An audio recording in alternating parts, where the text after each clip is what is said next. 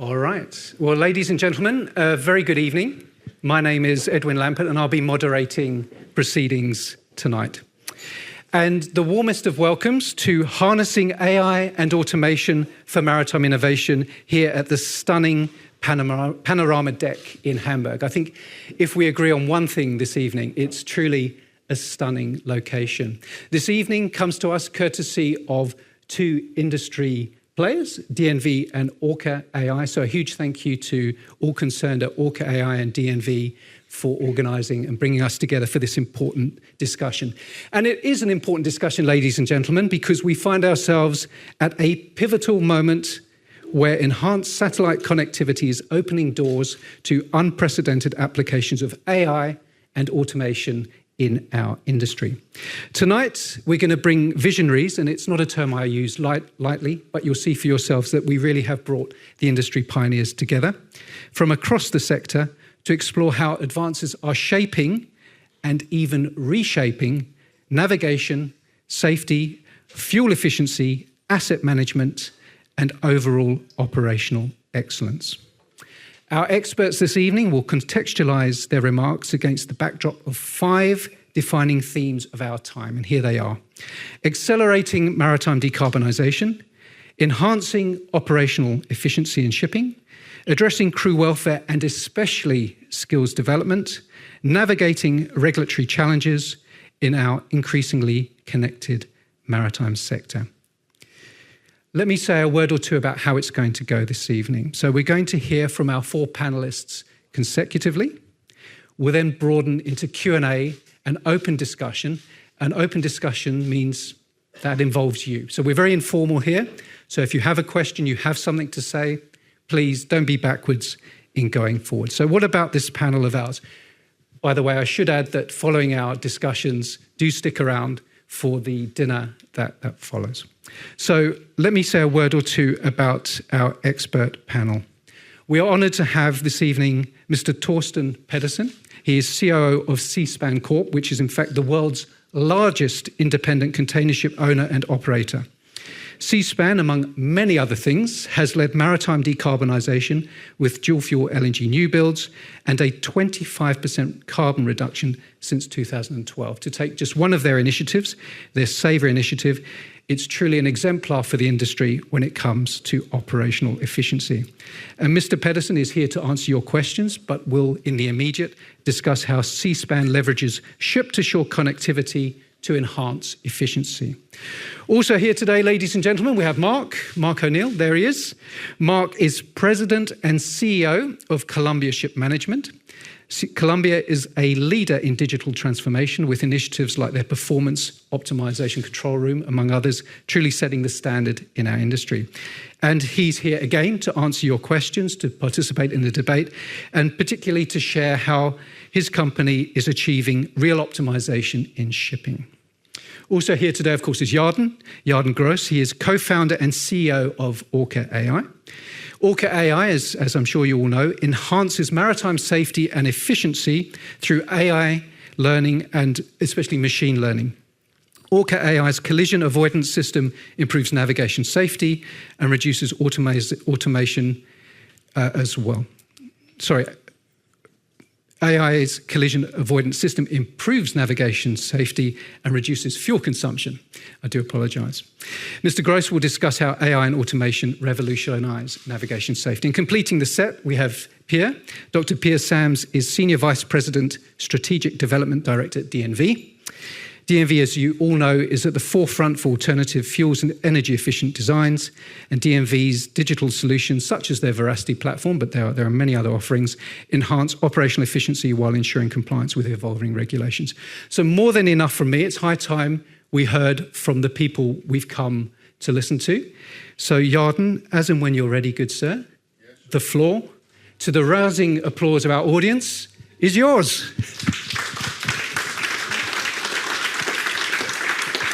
Is it a clicker or something? There's a clicker there. Please, thank you. Okay. Good. You can hear me.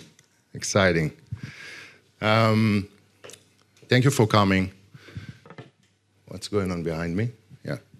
Thank you for coming, everyone, to this event. I think it's going to be a very interesting event. Thank you, DNV, for doing the event with us, distinguished speakers. I think it's going to be very interesting, and I invite you to participate because we're going to have an exciting panel. Ask questions. Feel free to ask any question you want, and let's make it a vibrant discussion. So, a little bit background about myself, about Orca, and talking a little bit about AI and technology and connectivity. So we started a company because we understood that there is a pretty big opportunity to create impact in shipping. The shipping industry, we all know, is the backbone of global supply chain. It's impacting our daily life in every aspect. Buying something online, driving our car, heating our place or cooling our place. Not now, but yeah. And basically, there is something in the industry that is stayed behind. It's been operating in a conservative manner. And if you think about it, there is an inherent reason for that. And the reason is that ships is basically, it's a big asset that is usually doing the operation in remote locations, not having any connectivity to the real world. And when you have no connectivity, it's pretty hard to deploy new technology. There is pretty high cost to do that. And we understood that this is going to change. Ships will become more connected to the cloud. Two-sided communication, we saw that with VSAT in the beginning, and then Starlink, which is taking the industry by storm. And all of a sudden, there is an opportunity to start collecting data directly from the ship sensors, uploading that to the cloud, training AI models because you can collect data in scale and deploy advanced technology on board. Taking that also together with the global trend, the macro trend of advanced technology, advanced AI, generative AI, and the last piece of the puzzle, which is a new generation in shipping. And you can see that. New officers, new fleet managers, more used to work with technology. Everyone has a smartphone today. So combining all of that together, you get really, I think, a storm that creates and pushing technology and adoption of technology to the industry. So this is very exciting. Now, why AI needs connectivity? Why a connectivity is an enabler for AI? In order to train AI and to build the models, you need to collect data in scale, right? So the variety of type of data from different places in the world, for example, different weather environment, in order to train AI models to have a certain performance level. Once you're collecting the data to the cloud, then you're transforming the data to a data set, basically cleaning the data, making sure that the quality of data is high. Then it goes through a certain training process where the models becoming and having better performance based on the training. And once it goes through the sufficient the testing, and you have a model that was tested, then you can deploy it back to the ship. And then it provides performance to the crew, it provides performance to the users, and then you get better adoption. When you get more adoption, more ships, you get more data. So this is basically the cycle of developing AI in different type of segments, and this is what is also happening in shipping today. And because of connectivity, you can actually collect that in scale. And this is exactly what Orca is doing. So we're collecting data from multiple sensors to the cloud, and then we are training different type of models for different type of use cases to help, first of all, the crew on board, for example, on the tactical level.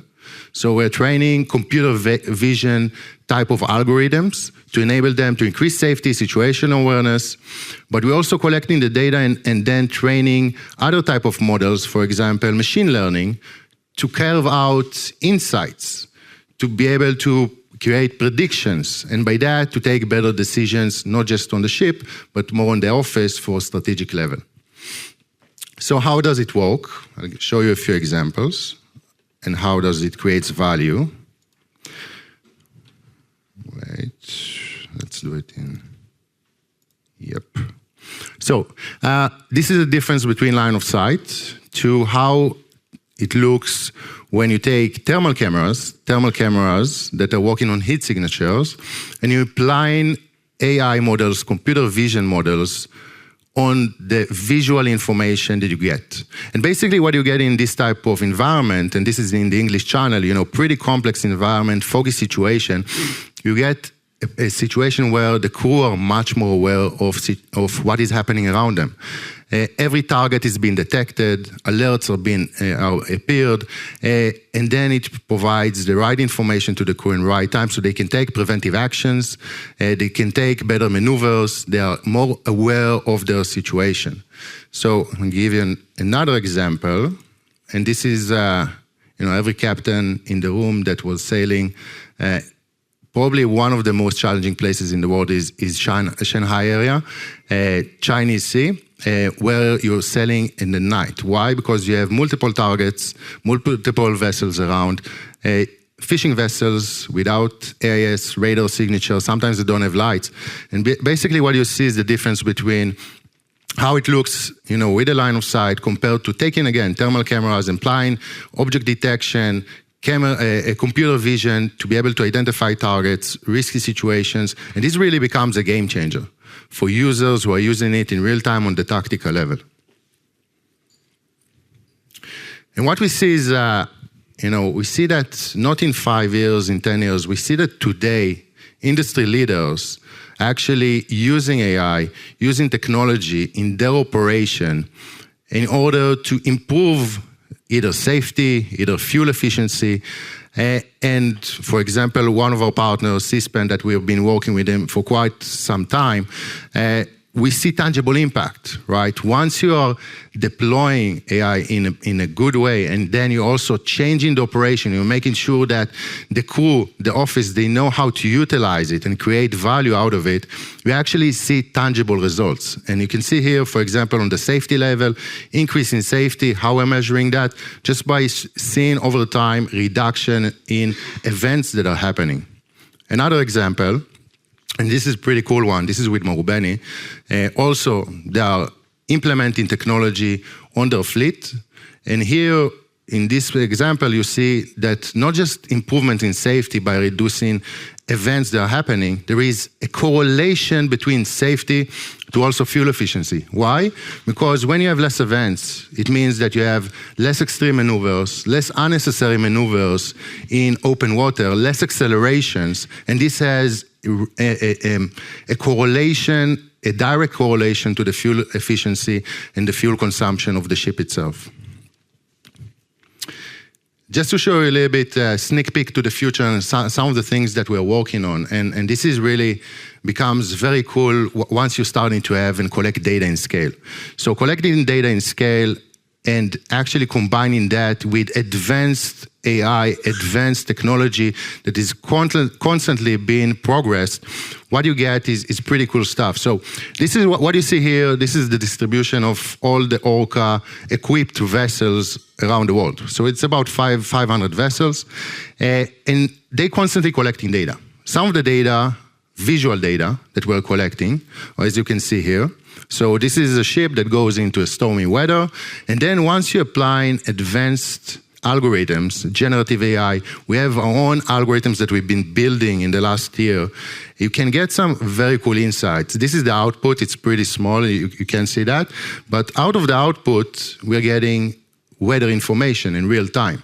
For example, the Beaufort scale, the wave heights, right? The wave heights, the visibility condition, the wind, and this is just based on visual information. Now, imagine you have ships all around the world that you're getting data, you can carve out insights from the data about weather information, wave heights, and you can start sharing this information with other vessels around.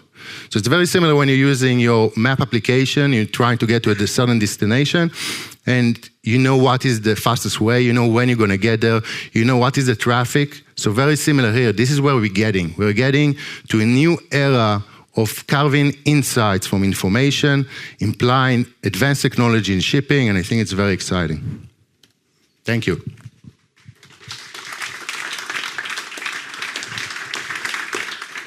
Thank you very much indeed, Yarden. Now for the ship owner perspective, please join me in warmly welcoming Torsten Pedersen, CEO at Seaspan Corp. Welcome, Torsten. Thank you.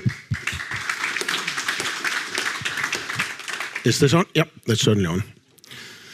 Yeah, I guess Jarden, like a number of other guests here, can sort of build up a real enthusiasm about all the stuff that AI can do.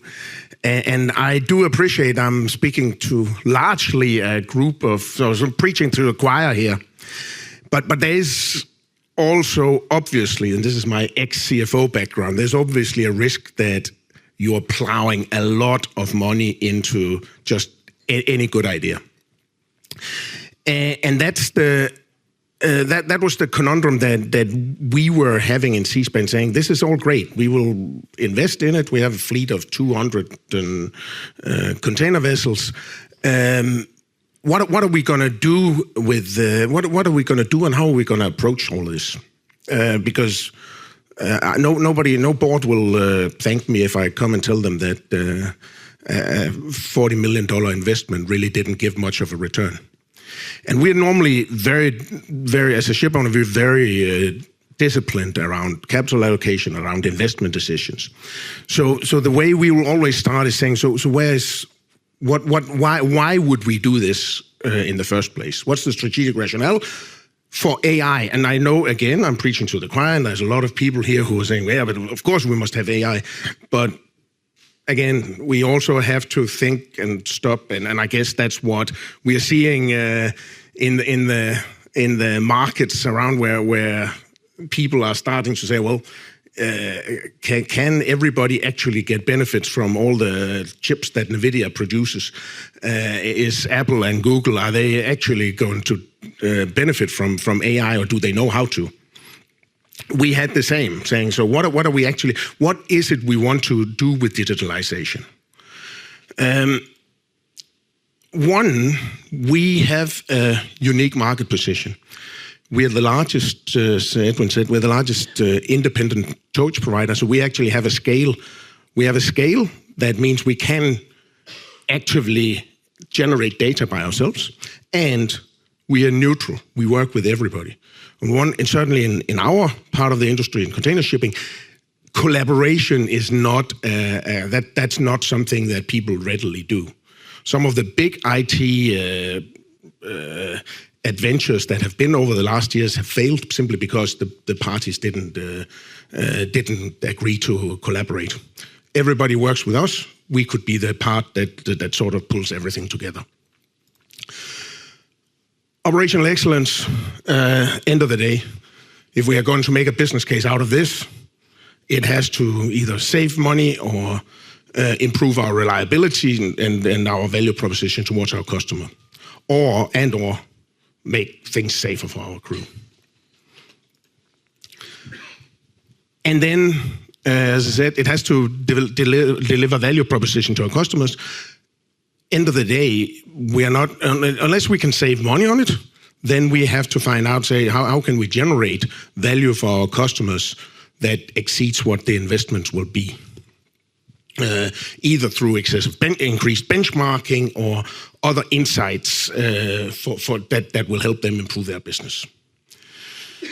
If we can agree on all this, and if we could find ways of doing all that, then obviously the next logical step would be saying, okay, but that means all this data will have to come from our fleet.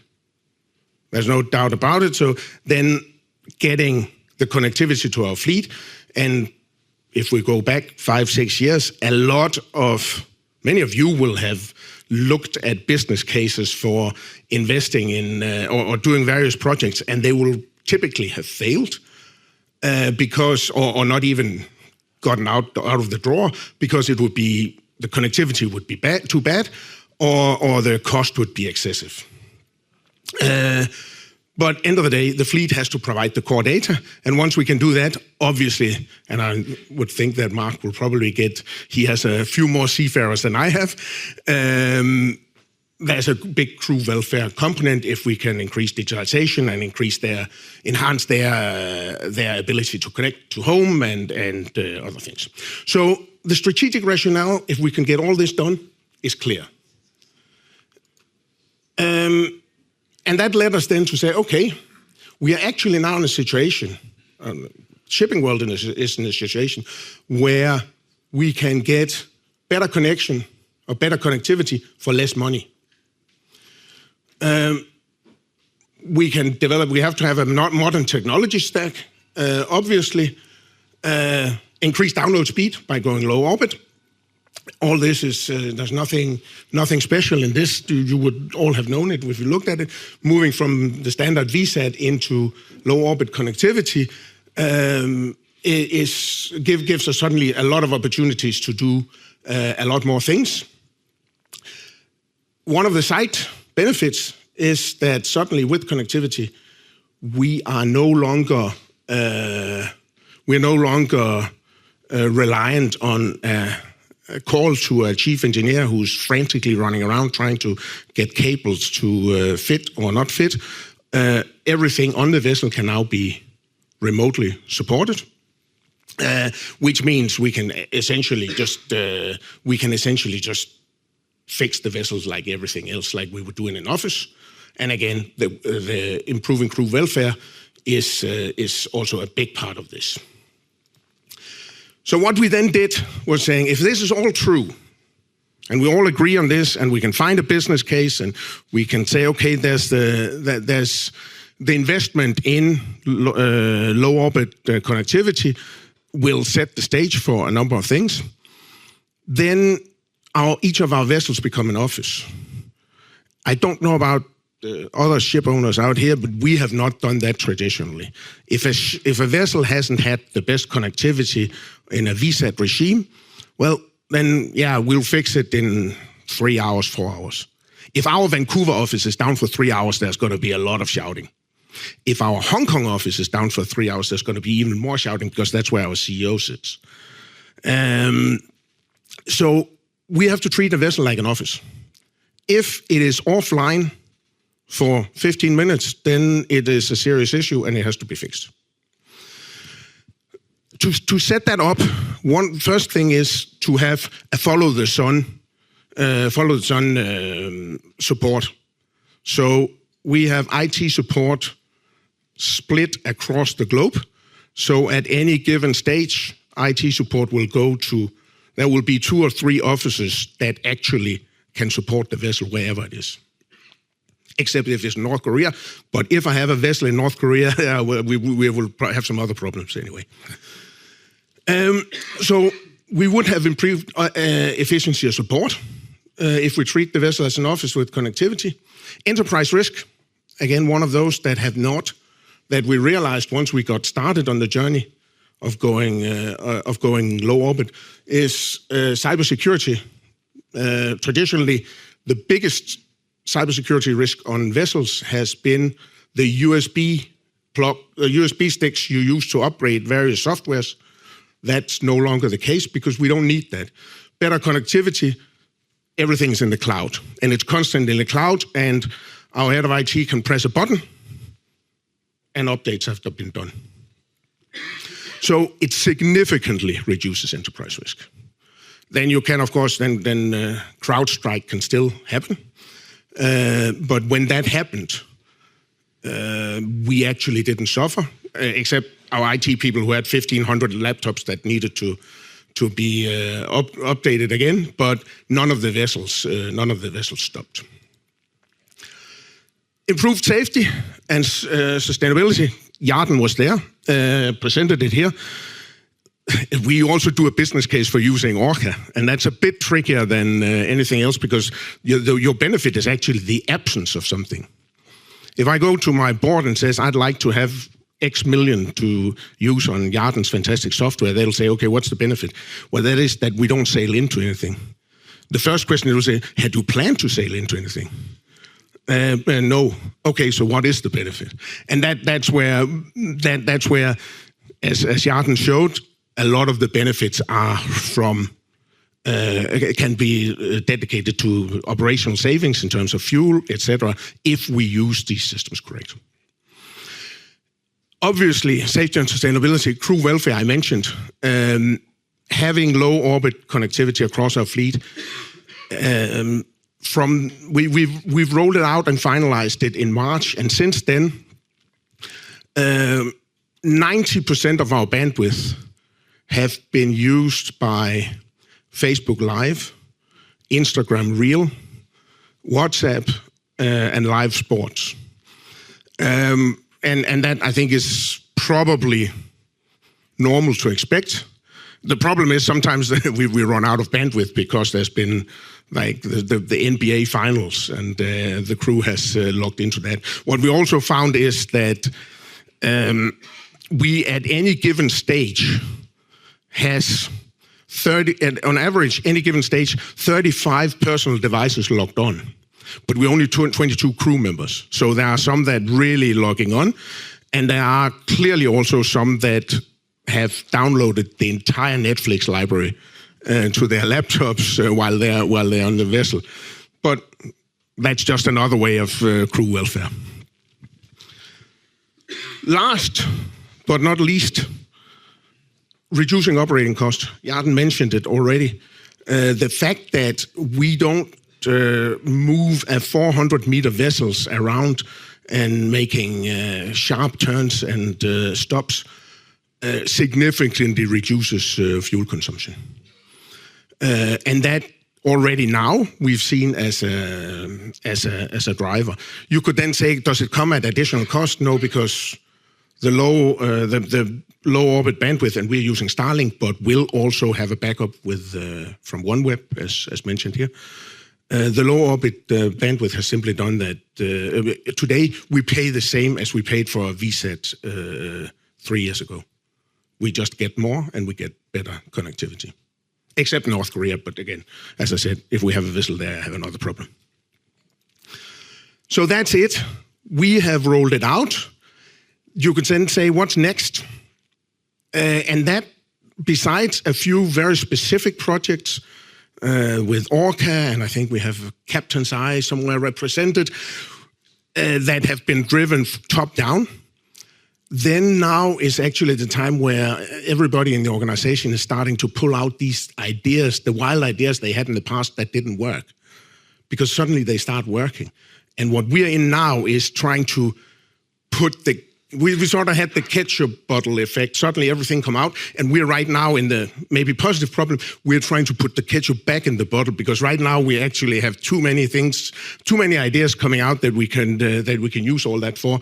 And we still have to remember, we also have to leave a little bit of bandwidth for Facebook Live and Instagram Reel, because crew welfare does matter. Thank you.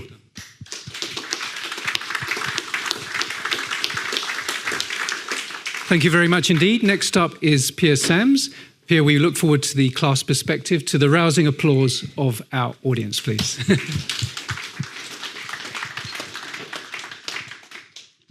Great, thank you, and good evening to all of you. And thank you for giving me the opportunity to contribute to today's debate, talking about connectivity and AI.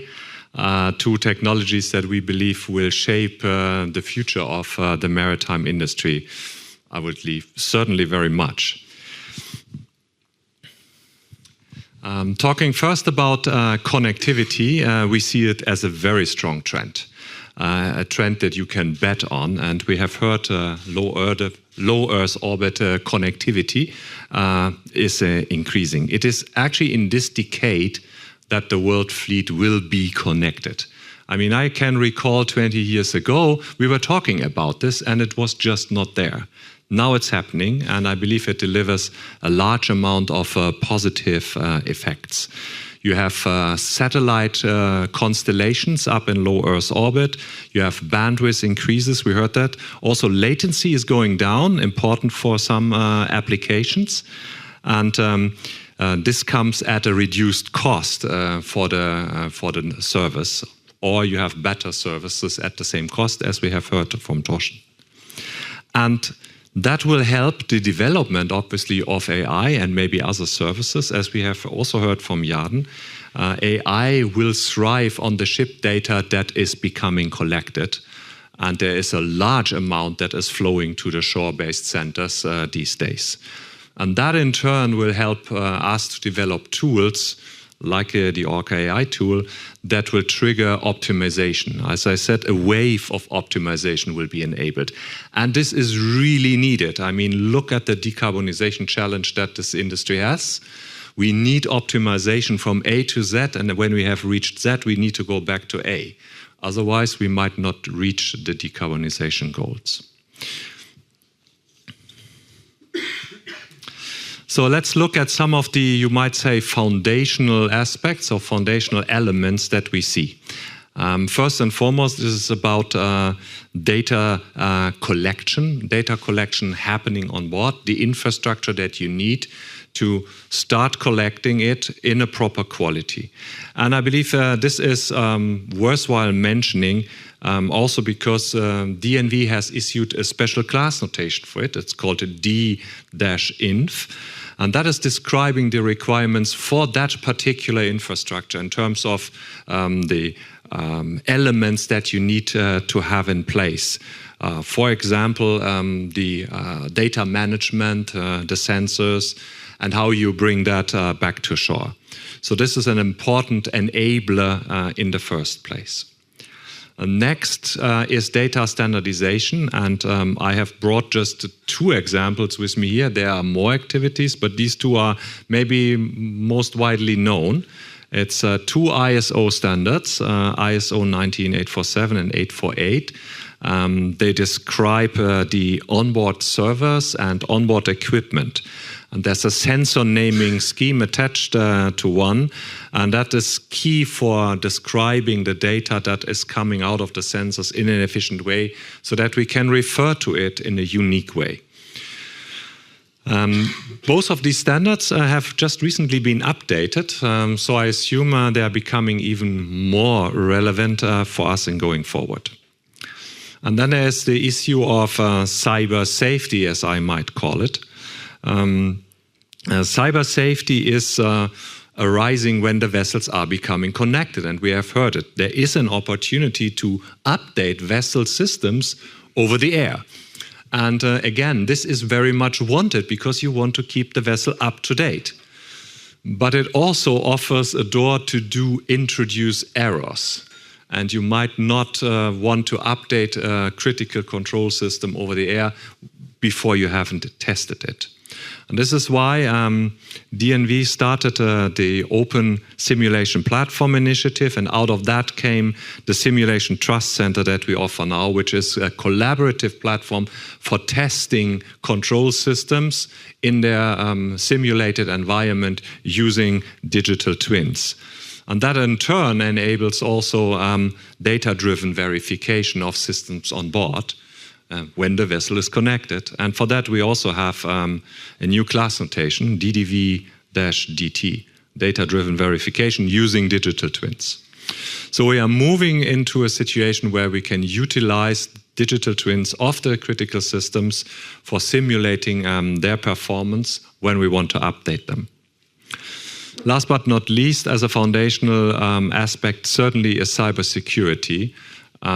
We have heard about more challenges that our industry have. And since the vessels are connected, well, they are potentially targets for malicious attacks. And very obviously, we need to protect the floating assets in the same way as we protect the assets on shore. And here, the new Ajax unified requirements that have just entered into force, E26 and E27 are, I would say, the first steps, giving standard requirements for ship infrastructure and operations to safeguard the vessel against malicious attacks. But that obviously still leaves the crew and onshore management to be aware of what is going on. And we know it, we have all been trained in our companies to have increased awareness so that we are not becoming a victim of a phishing attack. I mean, the same level of attention obviously also is needed on board of the ships. But looking at these 4 items, one could say this is so minimum what you want to have for a safe and secure digital ship. But then we have AI, and that is sort of adding a layer of challenges and complexity to this. So over the last years, DNV has produced a number of recommended practices. You see them at the bottom. advising how we can handle the assurance of these digital assets, like sensor systems, how data quality management can be performed, how data-driven applications can be assured, how machine learning applications can be assured, how simulation models themselves can be tested, and last but not least, how digital twin systems can be covered and assured as well. So this is like a foundation, again, of, you could say, digital assurance building blocks that we have started to deliver. And now there is a new recommended practice that has been launched late last year. It's on AI-enabled systems. And here we are really reaching out into new ground. This is industry first, and it is describing the way how a trustworthy and responsibly managed AI should look like. And it helps users potentially defining the requirements against which an assurance case can be built. And that is the foundation that we see necessary for the assurance of digital systems, be they onshore or on board of the ship. It's not just the single algorithm, it's actually a number of building blocks that need to be in place. In order to trust the AI, you might need to trust a few building blocks as well. So that's the message that I will send. I want to send to you, have a look at the total digital systems, not just a single element that is possibly on board. That's the conclusion of my short talk, and I look very much forward to our panel. Thank you. Well, you neatly set the stage, as Mark suggests. If I can invite all of our four presenters to take a pew here, our panel, ladies and gentlemen. As they take their places, give them another round of applause, please. Are you sitting here? I'll sit there, you sit there. Yeah. There are a lot of questions, certainly on my side. I'm sure there are a lot of questions sitting with you. Please don't be backwards in coming forwards. The more eagle-eyed amongst you will see that we have a panellist who hasn't spoken yet. So I have a question for you, Mark, but I'd also like to put this same question to Torsten in the first instance. Other panellists can, of course, comment. So, gentlemen, perhaps starting with Mark, as I say, we hear a lot about a loss in industry enthusiasm for decarbonisation over the last 18 months due to its slower than expected progress.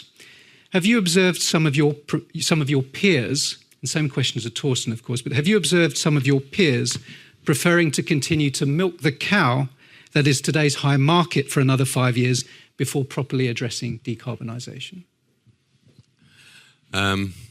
Okay, I thought I was getting out lightly by not doing one of these presentations, but I see I haven't. Look, decarbonisation, I talked this morning at the SMM about decarbonisation and the positioning of alternative fuels as a likely fuel source going forward against the more realistic optimization techniques that we have available to us today. And I think, Columbia Group, I like to think that the Columbia Group is leading the way, or is certainly one of the leaders with other well-known and reputable groups in those optimization techniques. I mean, we have our OneLink platform, which has engine link, lube link, fuel link, emission link, all of these links, all compatible. And I'll come back to that compatibility issue in a minute. That enables optimization of existing tonnage to a level that's never been seen before.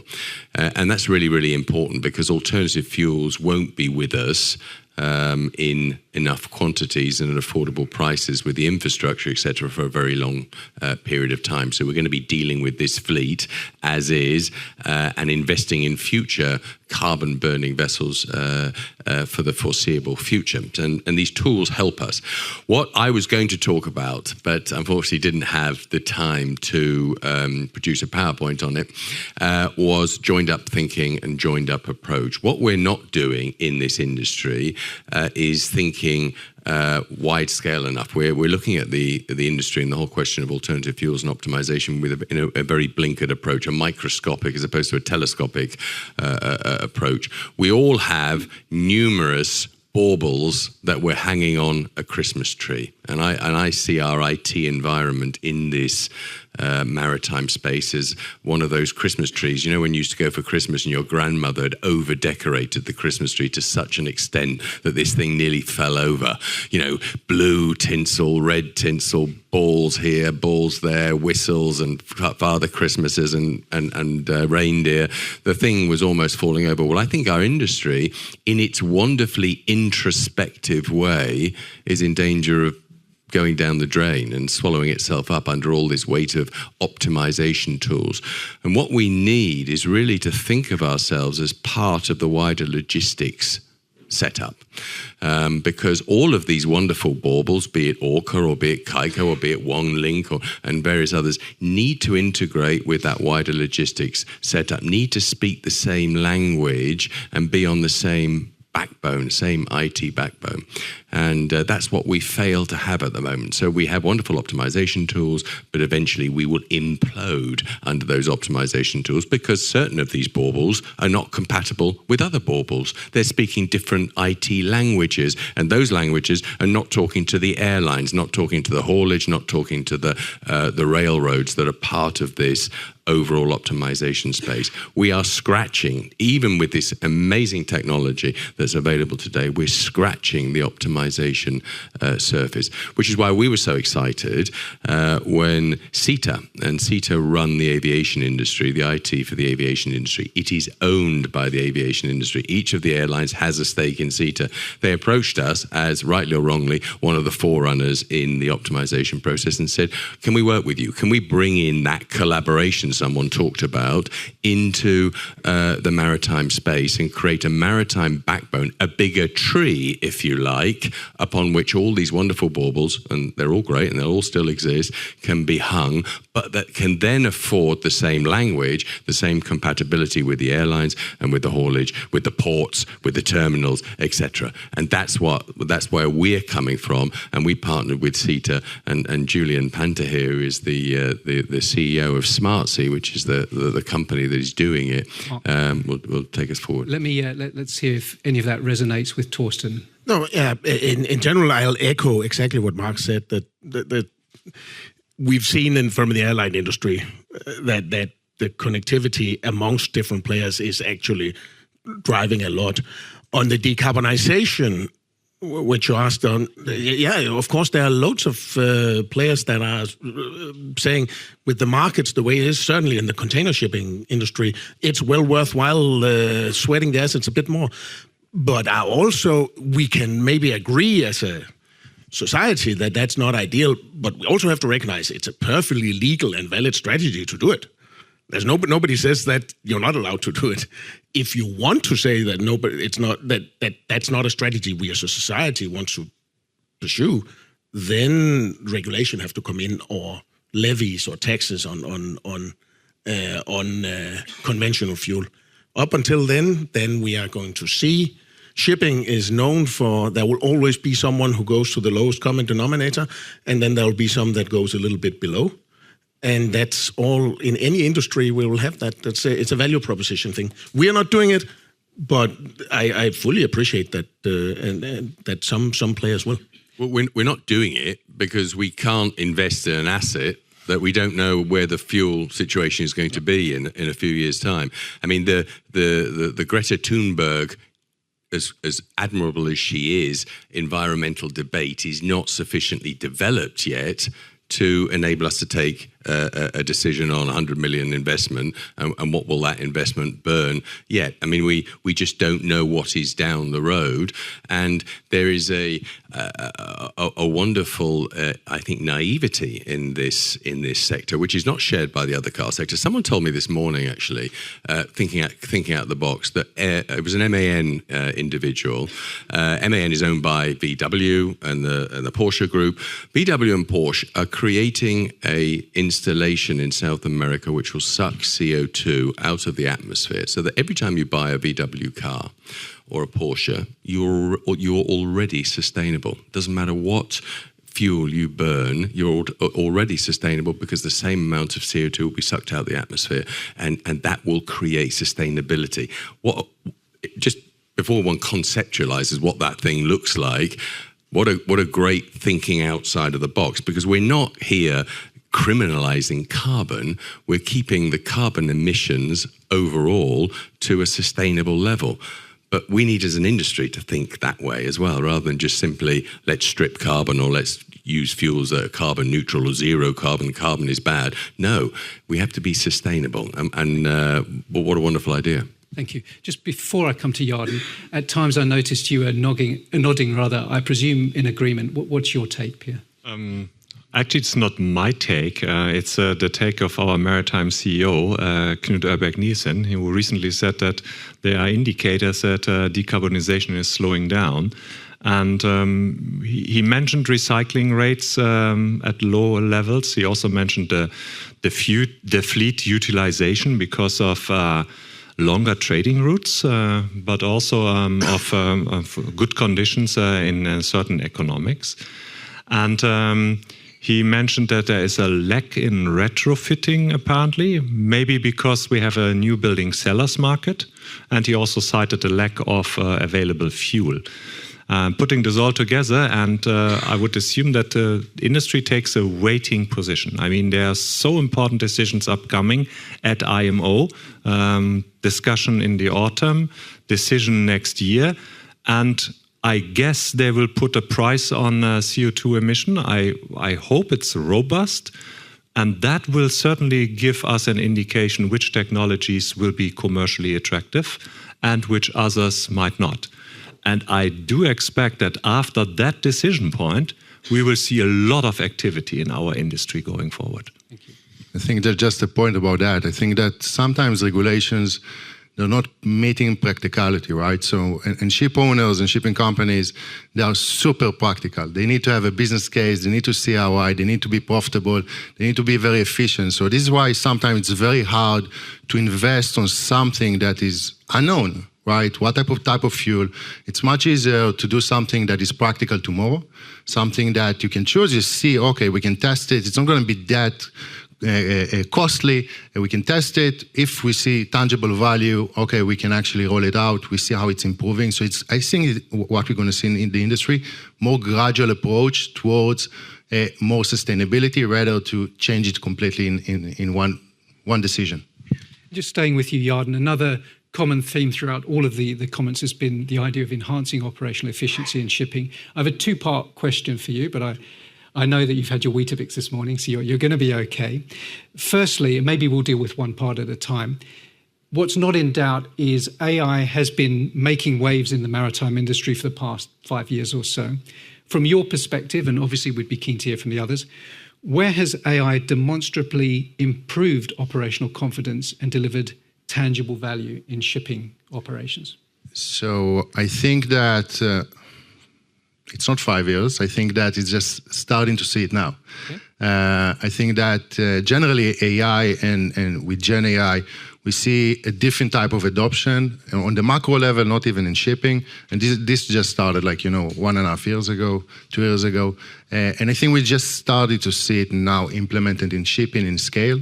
There was some tests before, but now we start seeing that more and more in scale.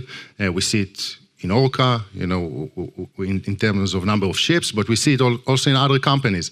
And then we start seeing the tangible impact. And the tangible impact is taking a lot of data points and then providing and carve out the insights to improve operation. The improved operation can be either fuel efficiency, and we see companies like Zero North and others who are doing that and improving fuel efficiency and reducing fuel consumption. But we see that also on safety, we see that on automation, and I think we're just in the beginning of this cycle. Well, I think you've anticipated the second of the two parts, which is conversely, which areas of maritime AI still require significant development to meet the industry's evolving needs and challenges? Well, I think that, developing is just starting, right? And I think that, and you see it also on the macro level again, like you see, when we started, we were like one of the only startups in the environment, right? And now we see much more startups. You see more startups. You see also venture capital money coming into the industry. you see purpose-built VCs, but you see also mega VCs, traditional VCs, investing and starting to pour money into investments to build technology. And again, this is the first part of the cycle, and I think this will start bringing companies that will get into the scale environment, into the scale status and stage. And once you see that, it will create more comfort, first of all, for the customers and partners, the ship owners, the shipping companies. They tried something, they saw value, they rolled it out, it improved the operation. Okay, now we operate in a different way, and this will bring more. So it's a cycle that's just going to improve. And it's very important to see it, and I really started seeing that in the last 1.5 years, is that more and more venture capital money coming and investing early on in startups. Coming back to our vessel operators, but perhaps in the reverse order. So Torsten and then Mark, if that's okay. Of course, you're welcome to reflect on those comments, but I also want to hear your thoughts on another of the themes that we've heard today, which was the crew welfare and skills development piece. And it'd be good to hear from both of you as to how you're working internally to implement new technology and manage internal resistance to change. Is this challenge overstated? Is it getting easier to embed new systems and products? And if so, why? And do you perceive a greater openness and acceptance generally, maybe a generational shift? Perhaps starting with Torsten. Actually, yeah, I think the sort of resistance to change, certainly amongst our crew, have been a lot less than what we had expected. I think a lot of it has to do with, one, that people are used to. They bank, they get their news, everything else on a phone at home, and that's how we've set up communication with them as well on an app and systems on the vessel.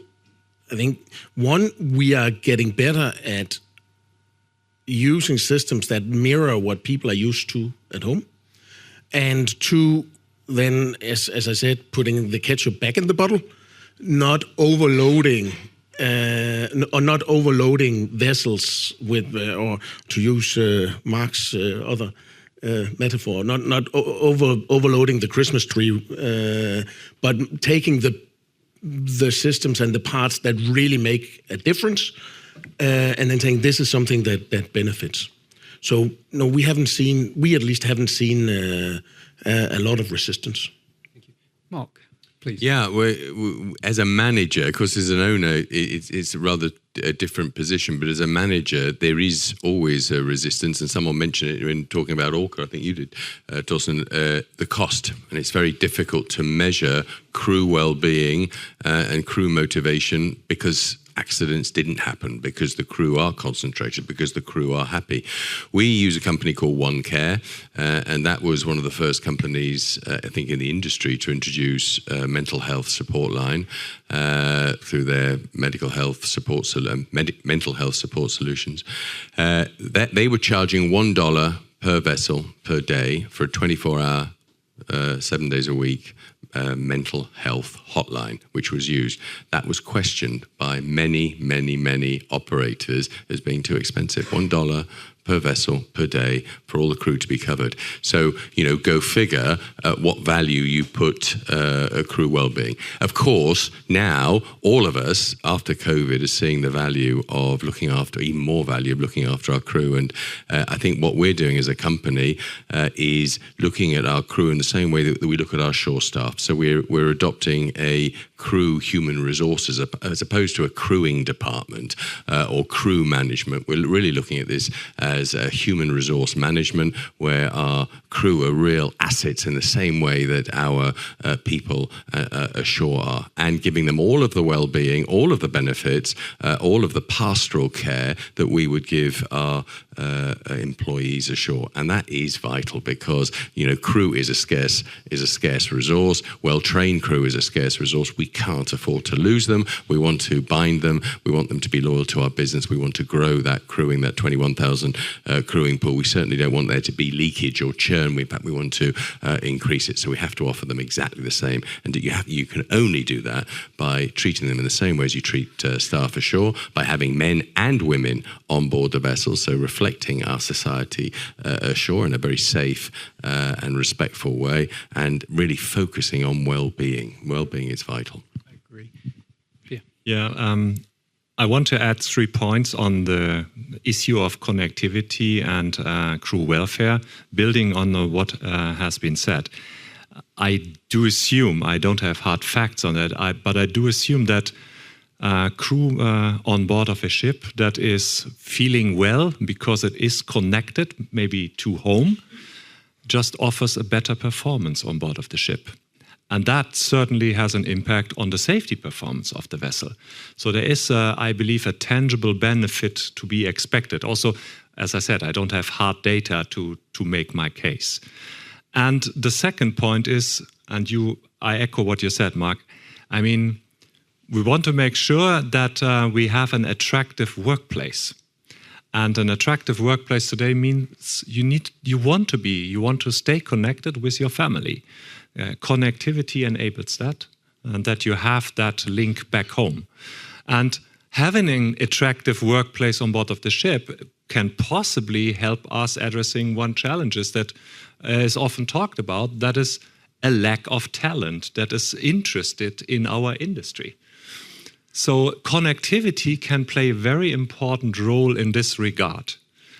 And if all fails, then it is remote control or remote support that we can offer. Then it is the other direction of the connectivity. So I believe it's worthwhile to see this huge importance of the connectivity in this context. Thank you. I was sitting on a panel in Norway not so long ago with your boss, Knut, and we had some of the insurers on the panel as well. And we were saying, look, you've got to now appreciate the correlation between a happy, motivated, awake, qualified crew and insurance premium, because unless you do, and unless you reflect that in the insurance premium that are being charged to our vessels, we're never going to drive through what everybody pays lip service to and says, oh yes, crew training, crew welfare, crew. Same way with Orca, until the insurance industry actually says, well, if I got one of these Orca things on board, it takes your premium down, because it's very difficult at the moment to measure how many accidents we don't have, but statistics in a fleet that is growing and therefore probably statistically will have more accidents. It's very difficult, but logically it will reduce those accidents. Then it's going to be difficult to drive these great ideas through, because at the end of the day, money talks, and we need to show hard savings and avoidance of accidents. On that point, money talks, I'd like to ask a question of the audience. It's a multiple choice question. I'm going to give you 5 potential responses. Just show of hands. I'll give you the question, the 5 options, and then you can respond. What do you believe is the most significant challenge in implementing AI and automation technologies in the maritime industry? You've heard from our illustrious panel. Is it A, demonstrating clear ROI and quantifiable benefits to leadership, which is one of the things that came out? Is it ensuring cybersecurity and data privacy across connected fleets? Is it balancing operational efficiency with crew welfare and connectivity needs? Is it D, or 4, overcoming the industry's traditional reluctance to adopt new technologies? Or is it E, managing the influx of ideas and initiatives resulting from increased connectivity? So if you feel that the most significant challenge in implementing AI and automation technologies in the maritime industry is demonstrating clear ROI and quantifiable benefits to leadership, raise your hand. Yep. Okay. If you feel it's ensuring cybersecurity and data privacy across connected fleets, raise your hand. Okay. If you feel it's balancing operational efficiencies with crew welfare and connectivity needs, raise your hand. I'll say that again in English. Balancing operational efficiency with crew welfare and connectivity needs. If you feel it's overcoming the industry's traditional reluctance to adopt new technologies. Okay. And if it's managing the influx of ideas and initiatives resulting from increased connectivity, raise your hand. Okay, so why did you vote as you did?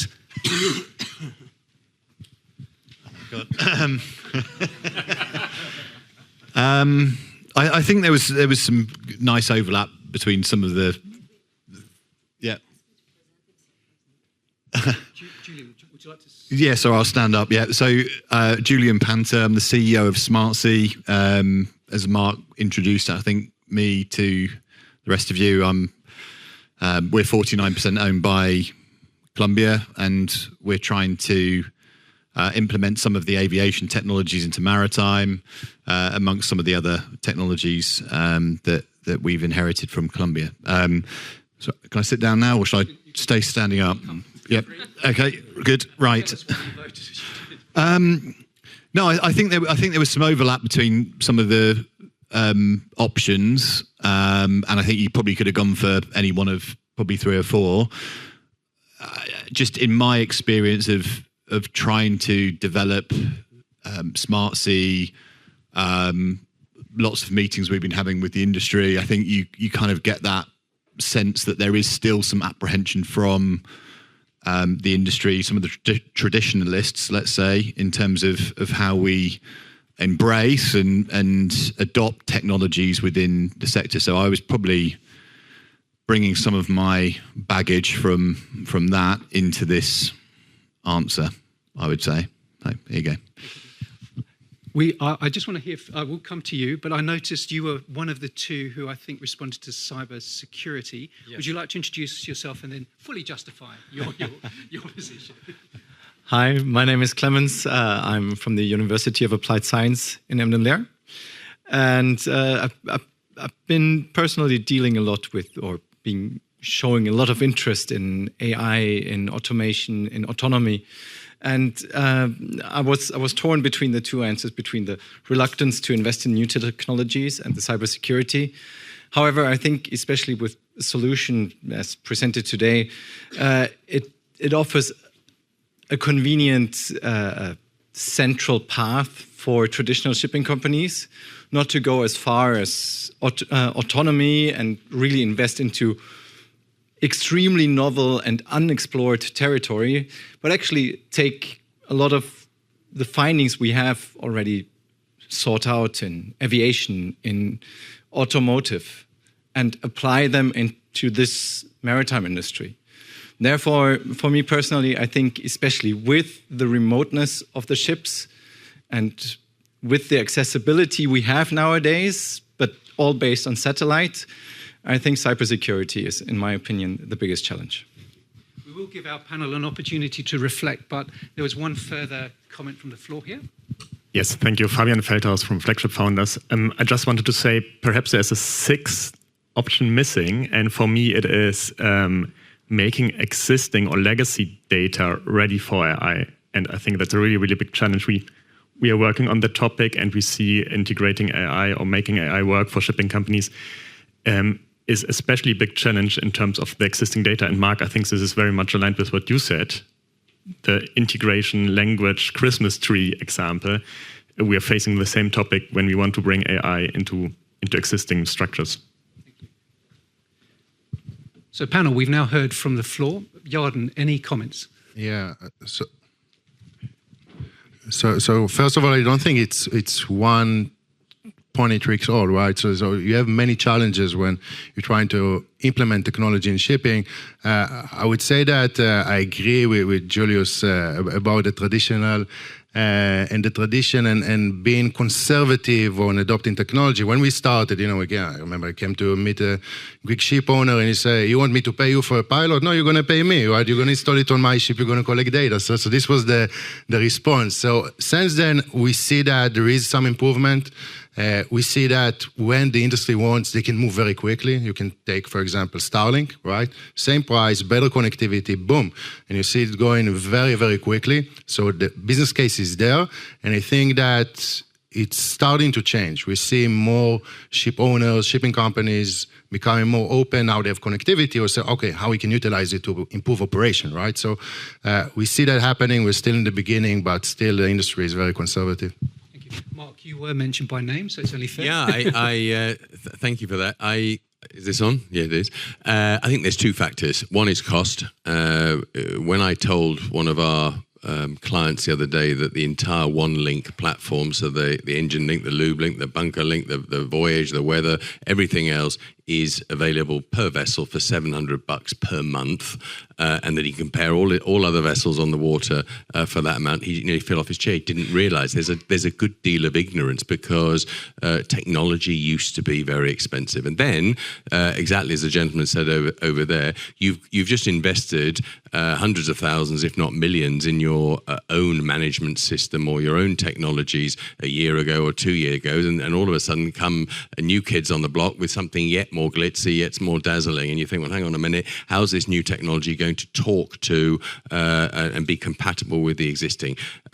When we developed OneLink, it was the mandate that our POCR, our optimization control room, could talk to anything. So anything out there which is compatible, and it harnesses AI and machine learning to ensure that it does. If it doesn't do it initially, it will do very, very quickly. Same with SmartSea. When we talked to Julian and Sita about what does this maritime backbone look like? Well, it's got to be compatible with and power and empower all of the other systems out there, because people don't want to move straight away. They want to use their systems for as long as possible and then move. And that's the criterion, that's the mandate, and that has to be the case. And that's not the case for 99% of all of these lovely sparkly baubles. Thank you. Torsten. No, I'll stand by my. I raised the hand for the ROI. I'll stand by that. I actually think a lot of people in shipping, it's not that they're evil, backward-looking people. It's a lot of it is that for many, it's difficult to see, okay, but how are we making money on this? I think we over the last couple of years where we've seen massive gains and losses in shipping, we forget that shipping is a very cutthroat, fine margin business. The reason that some container shipping lines have made massive amount of money is just the sheer scale of these companies. People want to do this. It's just difficult for them to say, well, what am I going to get out of the AI, or what return am I getting out of it?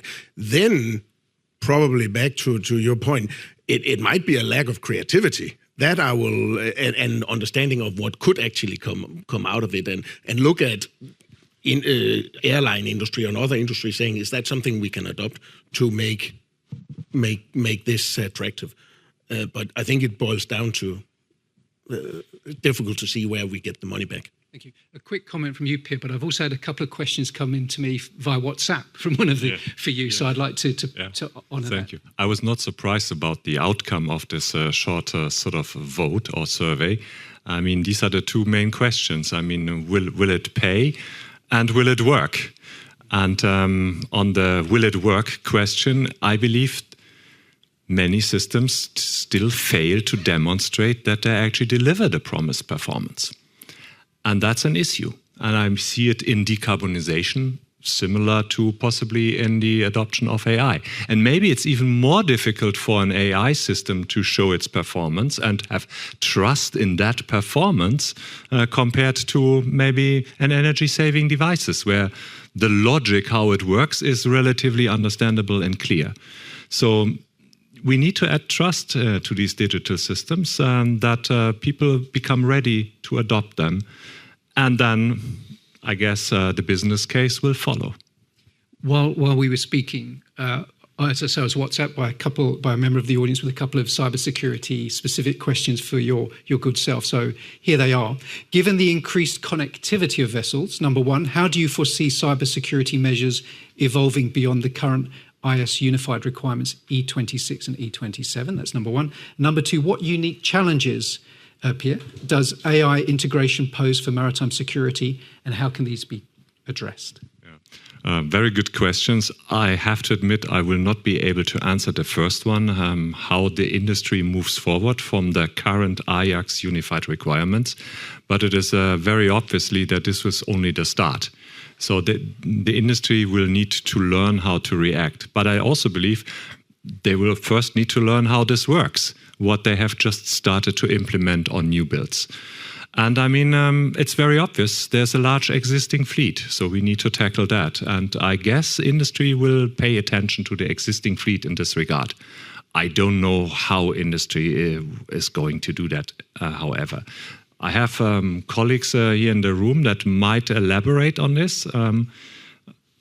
Maybe after I answered the second part of the question on the specifics on AI. I mean, this is an evolving area, I would like to say. Research on how we can protect, in particular, AI-based systems. This is not something that you easily can buy, and I don't think that there is also a proven solution to it. And I would like to add a view on this.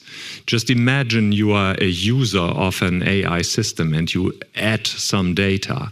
I mean, if you, for whatever reason, make a typo in your data entry, the AI may fail. And that could have the same negative impact as if there was a malicious attack on this machine. So eventually we need to come to protect AI systems, in a similar way as we are protecting other systems. And when we look at AI, then it is a layered approach that I believe we will see. First and foremost, it's the input that will be filtered. You should protect the AI that not every either malicious or stupid data is reaching it. So you will have some level of filtering in that first instance.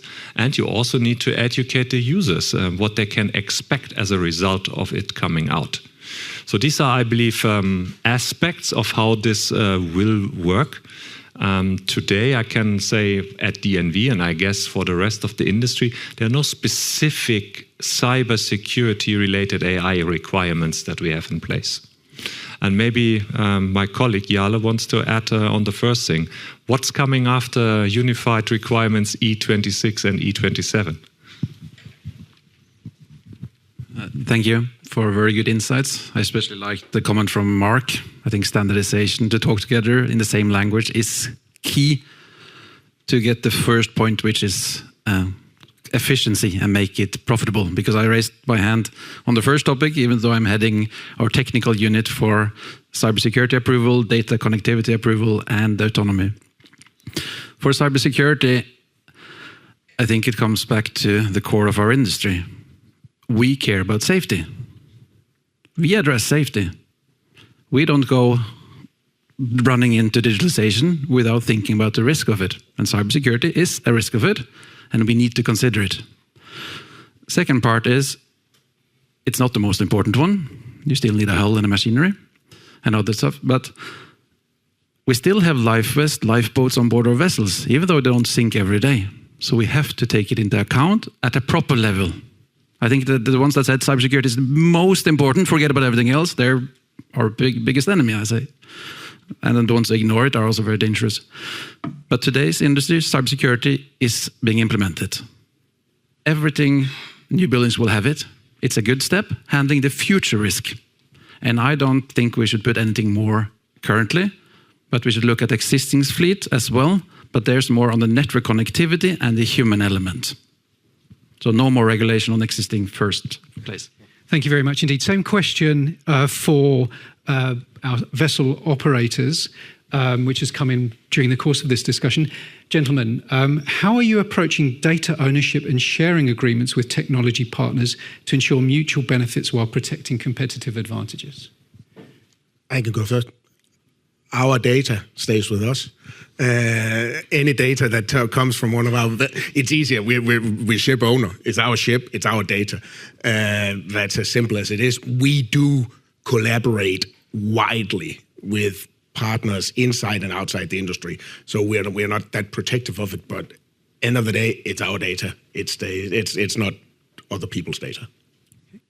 Well, ours is other people's data, apart from our own fleet, and we have to ensure that very stringent Chinese walls are maintained, segregating that data. And of course, that's massively important and has to be demonstrated.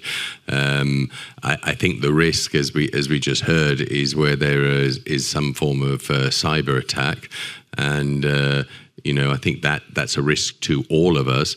But the more incompatibility that exists in our industry, the more legacy systems that exist, the greater the doors to open for a cyber attack. And all of the big cyber attacks recently with the big companies have been by virtue of the legacy systems and the incompatibility between those legacy systems. And these weren't rocket scientists that managed to penetrate and cyber attack. They were just pretty basic hackers. We need that common language. We need that compatibility, and we need that maritime backbone to ensure cybersecurity. That, again, is one of the big mandates. The aircraft industry, okay, we see very rarely cyber attacks. impacts in the aircraft industry. When we do, it's major. Of course it is. Airports shut down. But compared to the shipping, very, very few, because they're all singing from the same song sheet, and there's one ring that rules the world and ensures that all of those entry points are covered. Thank you. Jarden, any reflections on your side? Yeah, so data, for us as a technology company is key, right? And the data for our customers, it's something that we're taking very, very seriously. So first of all, we're working with the classification societies on how to protect it and everything. And there are, if you need to protect just data in servers, there are, the best practices from other industries on how to do that. And we're doing it, of course. What we see practically, and sorry about that, Torsten, is that eventually, every ship owner says it's my data, but eventually they don't know what to do with the data. So we're saving the data for them, and we are, utilizing the data for them. And what we do, because again, we're seeing our customers really as partners, we're working with them, and we're meeting them a lot, and we're trying to understand what type of use cases, they need in order to improve the operation. And then what we do, we are working with them and building and carving out insights or capabilities from the data for their specific use cases so they can utilize their data for the fullest. What we see practically, they don't know exactly what to do with the data, how to save it even. So we are doing it for them, and we're working with them in order to improve the operation based on the data that we're collecting from their ships. And by the way, not only their ships, from other ships which are a part of the network. For you, I've been sent in a question which kind of ties in with your comments. How does your AI system, asks an audience member, adapt to the varying quality and reliability of data collected from ships with different levels of technological sophistication?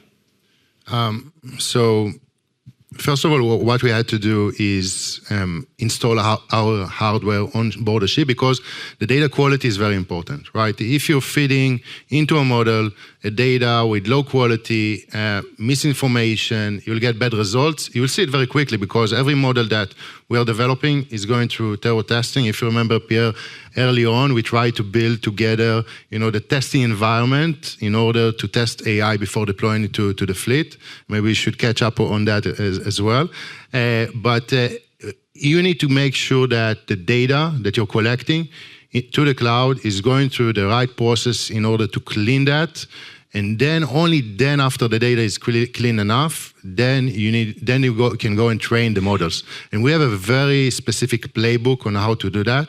And after the model is being trained, then it needs to go to a very proper testing with KPI results for every capability it has before it's being deployed to the fleet. So we know what will be the performance before it's even being deployed to the fleet. Can I just add? The words artificial intelligence are used all too readily. From what I've heard so far, it's all dependent on the data that's put in. Doesn't sound too intelligent to me. It sounds like artificial dummy, because if I've got a system that relies totally on the data that's being put in it, it can be corrupted, not only by bad input or by human error, but also by hacking. When we set up the performance optimization control room, we have artificial intelligence and machine learning, and we had received an EU grant through Pangea to ensure that the technology recognizes the dumb data input, the mistakes which machines and humans are capable of making, and corrects that. Before I gave up the law, one of the last cases I had, without mentioning any names, was for an operator where a vessel was sailing towards an offshore rig, and the crew had put in an incorrect voyage data. So into the ECDIS, incorrect voyage, and the master or the chief officer was standing on the bridge, and there was a big glaring rig in front of him, and the vessel came closer and closer and closer, and he was called frantically by the officer saying, "What the hell are you doing? You're about to sail into a rig." And he said, "It doesn't say so on my machine. This thing was lit up like a Christmas tree again, but the vessel ploughed straight into that because this was dumb input. There was no human intelligence as opposed to artificial intelligence. You imagine the word intelligence features there somewhere, and artificial intelligence should learn and spot that. Now, I imagine Orca is able to filter out data that shouldn't be there and correct it. I think the last time in Singapore that we did this thing, you said that too, which is what artificial intelligence is all about. You have to cater for those errors, otherwise it's not very intelligent. Mark, you're among friends. You can tell us who it was. While you were talking, I noticed that Torsten variously broke out to a smile, and I think, Pierre, you were nodding in agreement. What amused you?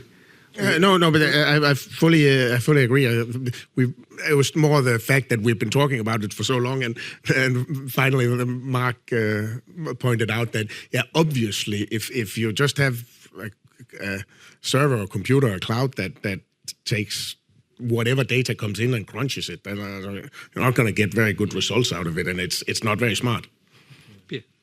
Well, I mean, this just sort of underlined what I presented before. It's quality data collection, as was mentioned, quality data management, making sure that you have a good quality before you start using it. I mean, that's, I believe, very obvious to everyone. But when it comes to like AI on board of ships, I mean, we are really at an early stage. And some companies have started to use machine learning in certain applications on board of ships, like Orca AI, using it for detecting and classifying objects. But when we look to safety critical control systems, there's no such AI as far as I'm aware of on board and is running. So that step still needs to be taken. And when that step is being taken, then we need to pay a lot more attention, I guess. We are moving from, you might say, decision support, as we have it today, to decision control systems. And this is the arena that we are preparing for. And we just launched our new class notation for autonomous ships.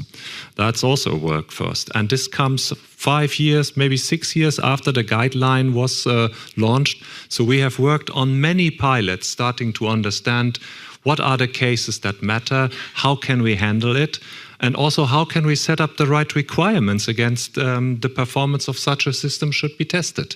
And I want to give you a simple example on the challenges only in that part. Imagine you have an object detection algorithm like Orca has. If deployed on a bridge of a ship, certain accuracy is expected. You might want to have like 4 nautical mile distance recognition of certain objects. A same image recognition algorithm might be deployed in an Amazon warehouse detecting parcels on a conveyor. The requirements for the algorithm are completely different. Well, it's possibly the same algorithm that is becoming deployed. So understanding the requirements against you want to test the performance is part of that challenge. And this is also what we describe in our recommended practices. Thank you. To round out our session, we have time for one more question from the floor, an answer, one more poll, and then the key conclusions and takeaways from our panel. So, good sir, please introduce yourself. And Captain John Conrad, G-Captain. I pride myself at getting ahead of trends right now, and I do it by talking to the captains, and I'm chatting with a captain who has Orca AI installed on her ship right now. Captain Bridget Cooney, Liberty Promise. And she has a comment. I have to set this up a little bit. As the industry, we ignore problems forever. So going back to Open 90, oh, there's no problem, there's no problem, there's no problem. And then we have the Exxon Valdez spill. And then it's a couple of years of figuring out double hull and additional training. And then the problem's solved, but we keep talking about it for years. And then same with piracy, ignored it. Then we put crews on and we kept talking about it for years. Ballast management, scrubbers, we come up with this, we ignore it, come up with the solutions, and we don't notice the next thing. So her message is, I've had Orca AI on for a couple of years. She thinks it's great. She's wondering why everyone doesn't install it. And she's saying, we've solved this environmental, we've solved the collision.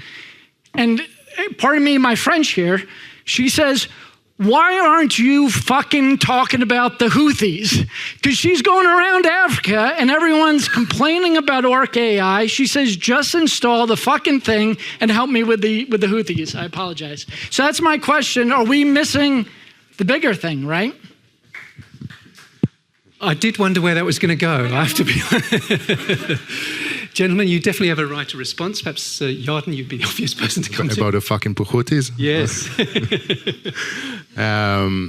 I think that the Houthis is a little bit more complicated scenario because, even if we will detect the missile or the drone, that, by the way, we are building this type of capabilities as well, it's not going to help the crew because they need to intercept it. And interception technology is only defense technology. So we need to rely still on the UK Navy, on the US Navy in order to do that. And hopefully, everything will change. Also, I'm from Tel Aviv, so hopefully everything will change to the better, in the foreseen future with all the situation in the Middle East. So this is the only thing I can say. The technology for now is helping other use cases in defense as well, but not yet the Houthis because it's a little bit a bigger problem. All right. But thank you for the feedback. It's amazing, and Liberty is a great customer. Yeah. Well, as you collect your final key conclusions and takeaways, I come to you, dear audience, with one final panel question. It will follow a poll question. It will follow the same format as the previous one. It reads as follows. Which of the following AI-driven innovations do you believe will have the most significant impact on maritime decarbonisation efforts in the next decade? AI-optimised route planning and weather routing, automated energy management systems for vessels, AI-enhanced predictive maintenance to improve fuel efficiency, machine learning algorithms for optimal cargo loading and vessel trim, or AI-driven fleet management for improved overall efficiency. So those are your options. Who feels that the following AI innovation will have the most significant impact on maritime decarbonisation?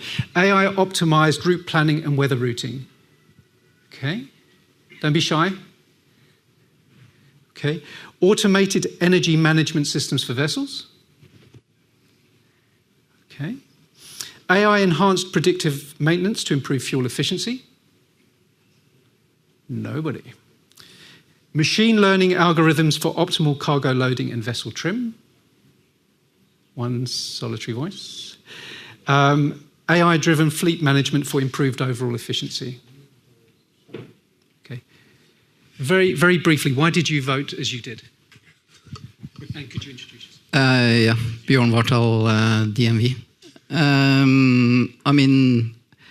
I think the bigger scheme of things to sort of optimize the overall efficiency of the fleet is sort of where you're really able to gain something. Not on the micro level in terms of, for instance, where you can actually improve, but you have to look at the big scheme of things. You have to look at the overall optimization and not the sub-optimization of sort of different elements. They're of course dependent on each other, but you really need to look at the sort of big picture. Thank you. So we close with our panel's key conclusions and takeaways. We're going to come to you in reverse order. Gentlemen, what I want you to do is, okay, we'll squeeze in one more. Go on then. Go on then. If you can introduce yourself. Yes, my name is Ravi. I'm from the fuel supply and fuel performance optimization software provider. When I try to sell fuel or fuel performance optimization software, there is a conundrum and then keeps appearing again and again. So this question could be to all of you. Shipping industry carries 65% in terms of tonnage, coal, oil, and refined products related. So how can you justify decarbonizing when you are carrying coal? I'm not trying to shift the blame to some other industry, but how do you say it's something like a vegan truck driver driving a slaughterhouse truck to... So, gentlemen, wrap that response, if you have one, to that in your key conclusions and takeaways. So you have 3 jobs to do now. Number 1 is, should you wish to respond to that, incorporate that. Secondly, share with us your key conclusions and takeaways from today's discussion. And finally, in a single word or 2, when you consider our overarching theme of innovation being driven by AI and automation, what's the single biggest strength, weakness, opportunity, and threat? We're going to come to you in reverse order. That is to say, Mark, your job to get the ball rolling, please. I blame the Houthis. Okay. Thank you.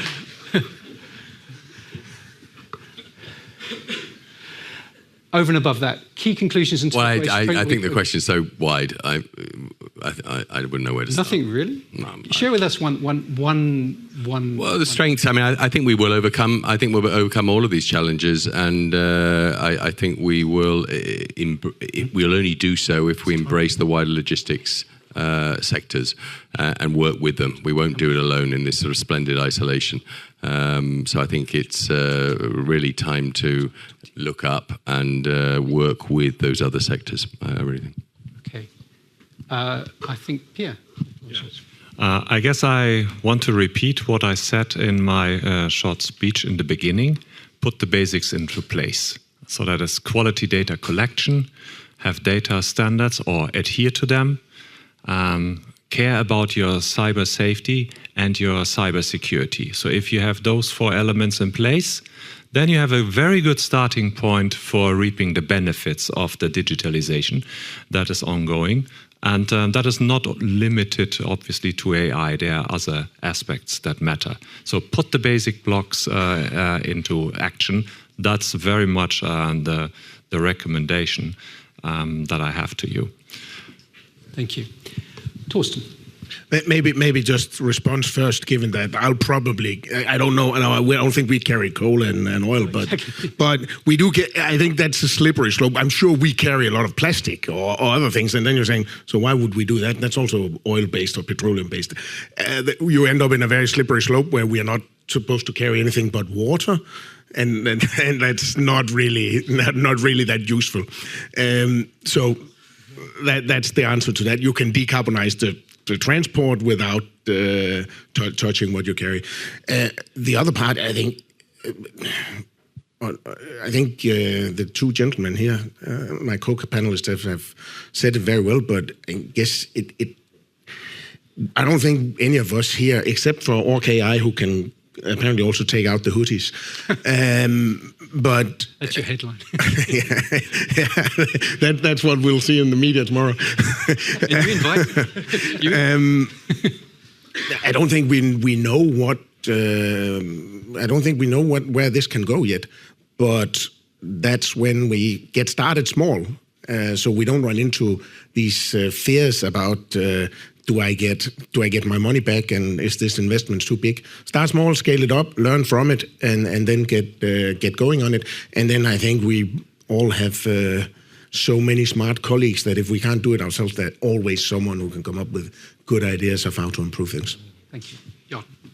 Jan. First of all, I think it's super exciting times in shipping, right? So shipping is changing with new type of technology, and it's good to have leaders in shipping that are open for that, and they're trying new things. And the distinguished speakers next to me, Mark, Torsten, and Pierre, how they're looking and what directions they're taking the industry forward. So I think it's just the beginning. I think we're on a learning curve. I think it's going to be super interesting to see SMM in 2 years where we are. And what we're going to talk about and what stage we're going to be. Thank you all for coming. It was a pleasure. Thank you.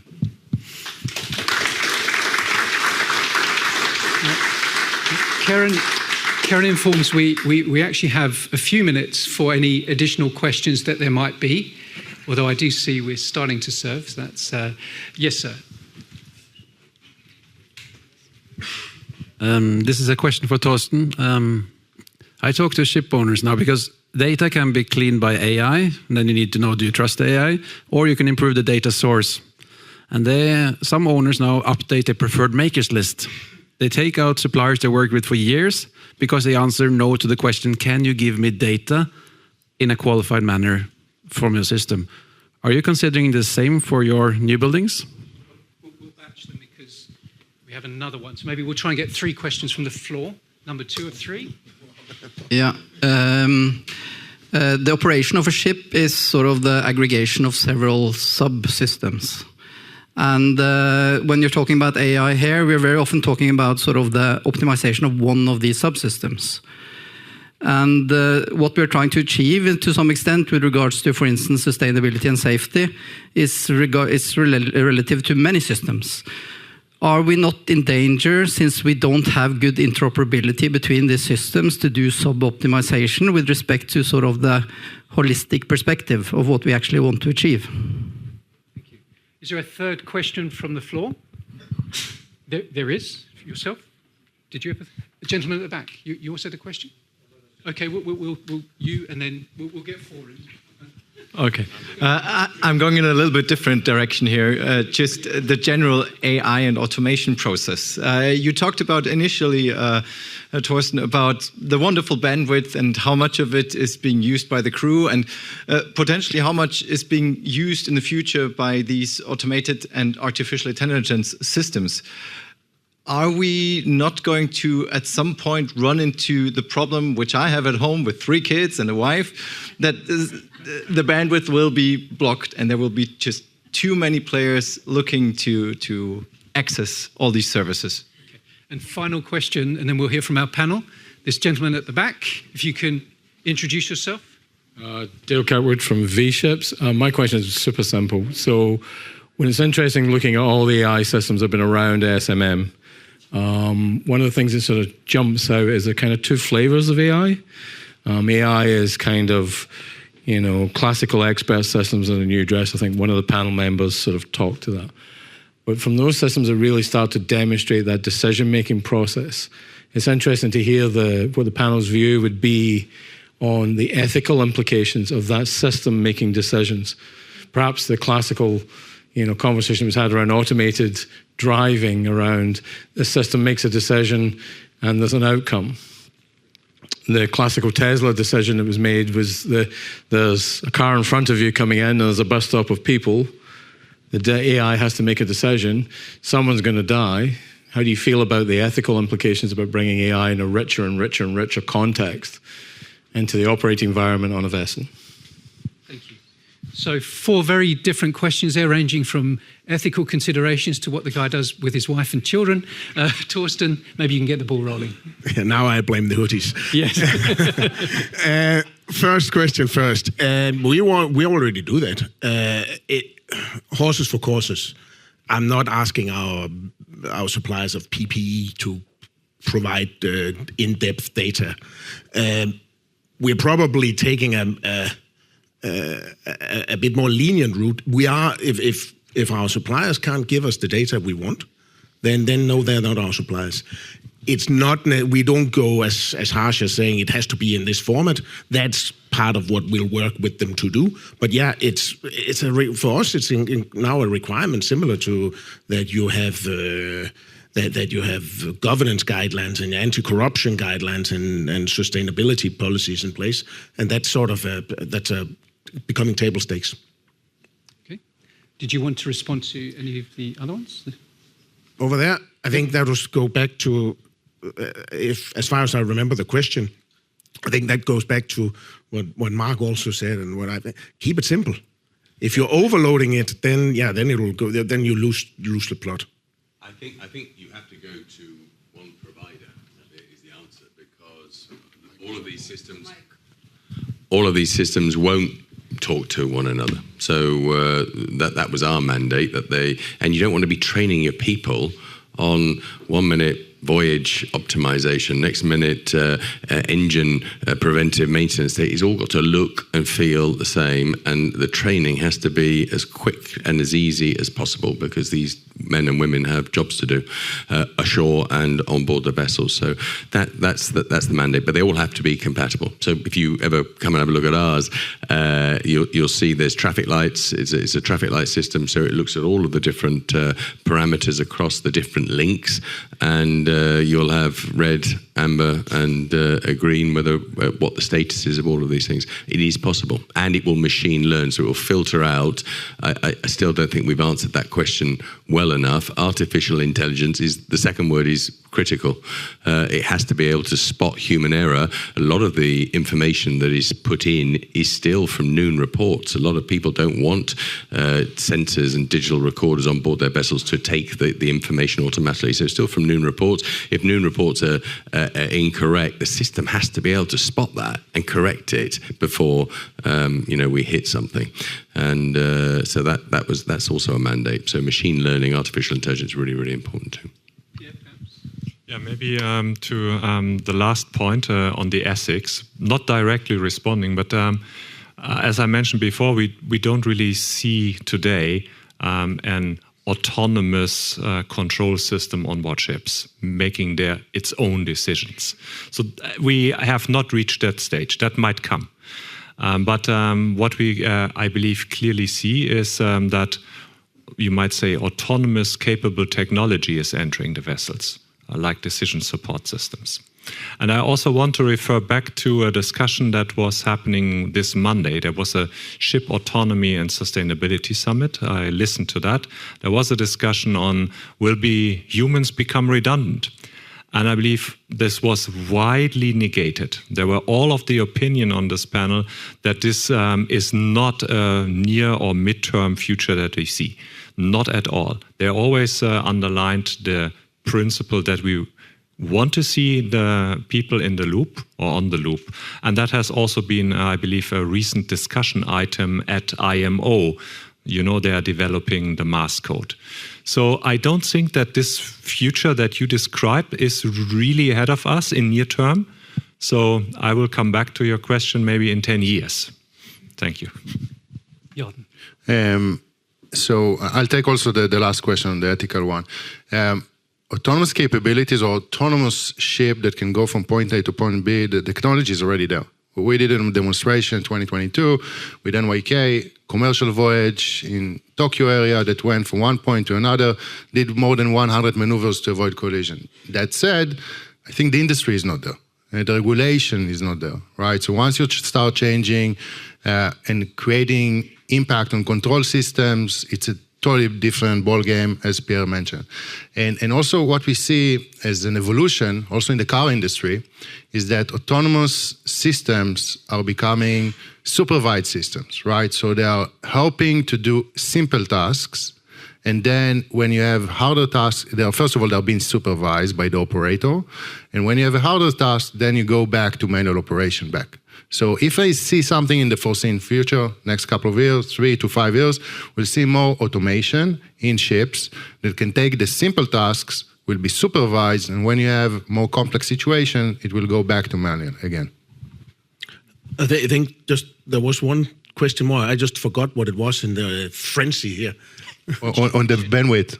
On the bandwidth, if you're going to... Absolutely. We run into that all the time. And then, hey, we ran into it with VSAT, then Starlink came around. We'll run into this again. And as next time, it's 5 crew members that download both Netflix and Amazon Prime's. And then the price of the bandwidth goes down again, and then we'll supply more. So... like at home. Yeah, exactly like at home. And then you say, stop, you have to go to bed now. And then it's, I don't see that, that's a positive problem to have. Let's put it that way.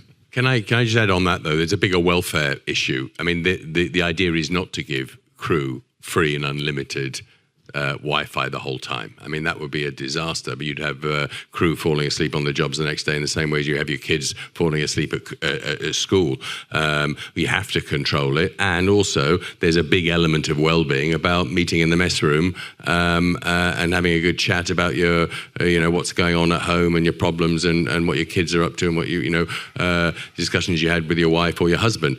So I think there is a huge need for control on communications and connectivity. And I subscribe. We have given, I fully agree with Mark, but we have given crew here for a while unlimited access. And we did have in the beginning, there's also a learning curve and then it becomes less relevant. But in the beginning, we did have a person going on board for his shift, and the football match hadn't finished yet, so he brought his iPad onto the bridge, which of course is not, it sort of defeats the purpose of safety, and that was rectified. But yeah, we'll have it, and then I think it will fall into place again. Thank you. Further questions from the floor? I've been sent in one more. How are you approaching, maybe the operators in the first instance, others to follow, how are you approaching the integration of AI systems with existing legacy technologies on older vessels in your fleet? Sorry. We did some work in the Gulf for Saudi Aramco, and Saudi Aramco wanted to test us on our performance optimization, and they gave us the oldest offshore supply vessel in their fleet, which was 30 years old, and they said, put all your kit on it, and we made it into the first smart vessel. And we did the same for one of their jackups, so that controllers on board could walk around this vessel with virtual reality goggles ashore. They could pick up fire extinguishers, they could look at dials, etc. They could train their crew remotely. So these vessels had all the sensors, all the cameras on, and because all the dials were digital and they were still, were all analog, we had to have cameras which converted the analog readings into digital. All of it is possible. I mean, it's amazing what is possible now. Costs, but it's all possible. So you can integrate. Yeah, I think also if you, back to my business case, if you've accepted and agreed that there's benefit in it, then you don't really distinguish between a new vessel and an old vessel. If there's value in having data and using that for either safety or benchmarking efficiency or anything, then that data that comes from the old vessel is just as valid as what comes from a new building. Thank you. Having asked the panel to share their key conclusions and takeaways, I think it only fair that I share perhaps 3 from my side, what I've taken away from the discussion. Maybe you agree, maybe you disagree. We can perhaps discuss it over the hospitality to follow. Number 1, what I've taken away is AI and automation are starting to deliver tangible benefits for operational efficiency, safety, and other areas, but the industry is still early in the adoption curve, and perhaps more venture capital investment is required to drive innovation. Secondly, key challenges for implementing new technologies include demonstrating clear ROI, ensuring cybersecurity, overcoming traditional reluctance to change, and managing the influx of new ideas and solutions, as we heard in the poll. And finally, we heard that data ownership, quality, and cybersecurity remain important considerations as vessels become more connected and data-driven. Common standards and interoperability are likely to help address some of these risks. Maybe these align with your key conclusions and takeaways. Maybe you have a completely different perspective. I look forward to hearing from you on that. But one thing I'm sure we're all aligned on is that all 4 gentlemen have done a fantastic job. Thank you for sharing your expertise and insights. So, courtesy, ladies and gentlemen, of the good people at Orca and DNV, there is some hospitality to follow. But from my side, thank you very much indeed for your participation. And Karen, anything further? Nothing further. Let's eat. Thank you.